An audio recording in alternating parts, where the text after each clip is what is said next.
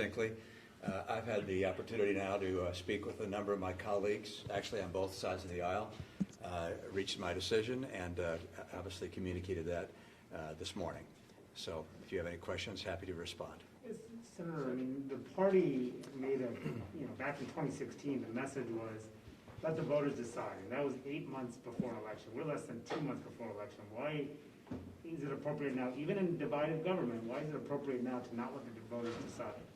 I think at this stage it's appropriate to look at the Constitution and to look at the precedent which has existed since the beginning of our country's history.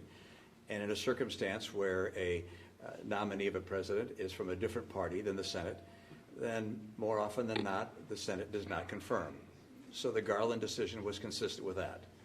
On the other hand, when there's a nominee of a party that is in the same party as the Senate, then typically they do confirm. So the Garland decision was consistent with that, and the decision to proceed now with the President Trump's nominee is also consistent with history. I came down on the side of the Constitution and precedent as I've studied it, and make the decision on that basis. Senator, you said that in your release that you would look at a nominee's qualifications. What qualifications are you looking for, and what would make you not consider someone that President Trump is putting forward? Well, I think it's straightforward in terms of the qualifications you look for, which is someone who is an expert of the law, someone who has a record of fairness and judgment that you think is consistent with the law. I prefer choosing those folks who are, if you will, strict constructionists, meaning that they look at the law itself and the Constitution, as opposed to sort of looking into the sky and pulling out ideas that they think may be more appropriate than either the law or the Constitution. So I recognize that we may have a court which has more of a conservative bent than it's had over the last few decades. But my liberal friends have, over many decades, gotten very used to the idea of having a liberal court. And that's not written in the stars. And I know that a lot of people are saying, gosh, we don't want that change. I understand the energy associated with that perspective. But it's also appropriate for a nation which is, if you will, center-right, to have a court which reflects center-right points of view, which again are not changing the law from what it states, but instead following the law and following the Constitution. Senator Romney, there's Supreme Court nominations take some time, and there isn't a lot of time before the election. Would you support a lame duck vote if Democrats win the majority? I'm not going to look at all the hypotheticals that might occur, but I've laid out what I intend to do, and that would be dependent upon, or not dependent upon the timing. I don't know whether the decision will be made before or after the election, meaning the final vote will be before or after the election. Would you be all right if the final vote was before the election?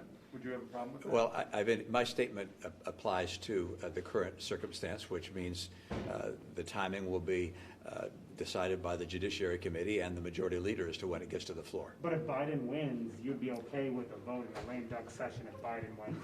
I'm not going to get into the particulars of who wins and who doesn't. That's a very possibility. There are many possibilities that we could go through. But I've indicated that what I intend to do is to proceed with the consideration process, and if a nominee actually reaches the floor, that I will vote based upon the qualifications of that nominee. What do you think, Back in Biden? 2016, do you disagree with your party's decision to stop Merrick Garland? I wasn't there. I think there's some perception on the part of some writers and others that, gee, what happened with Merrick Garland was unfair. I don't agree with that. I don't know whether you think it was a good decision or not, but it wasn't unfair because it was consistent with history. It was consistent with precedent. It was consistent with the Constitution. So the idea that the Merrick Garland decision was unfair and therefore it has to be made up by doing something which also wouldn't make a lot of sense, which is saying to President Trump, you can't get your nominee either, that just doesn't follow for me. The Garland decision was consistent with history. The decision to proceed with a new nominee is also consistent with history and precedent, and that's where I come out. Senator Romney, I know you said you will assess the nominee on his or her qualifications, but the president does have a list of 40 people out, and he's made it very clear that his nominee will always come from that list. Have you studied everyone on that list? Would you support anyone on that list? I have not studied the full list, nor have I done the qualification evaluation that I would want to do before I decided to support any one in that list. I presume there's at least one or two on that list that I would support, and there may be one or two that I wouldn't, but I haven't looked at their qualifications to make What that about Amy judgment. Coney Barrett? But I will before the process is What about complete. Amy Coney Barrett in particular? I haven't reviewed her judicial record to this point, and we'll look forward to doing so if she's the nominee. Thanks so very much. We're going to go Thanks, to guys. the meeting. Thank you.